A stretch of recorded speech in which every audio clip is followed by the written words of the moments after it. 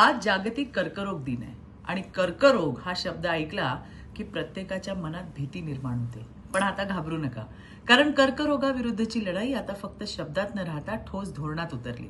प्रधानमंत्री नरेंद्र मोदीजी यांच्या नेतृत्वाखाली आयुष्यमान भारत योजनेतून कर्करोगासारख्या गंभीर आजारांवर मोफत उपचार दिले जात आहेत.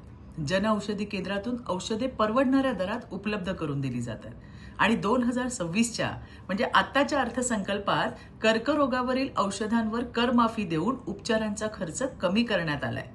महाराष्ट्रात मुख्यमंत्री देवेंद्रजी फडणवीस यांच्या नेतृत्वाखाली महाकेअर योजनेतून कर्करोग उपचार केंद्रांचा विस्तार करण्यात येते आणि सर्वायकल कॅन्सर फ्री महाराष्ट्र अभियानातून महिलांसाठी तपासणी, लसीकरण आणि जनजागृती केली जाते.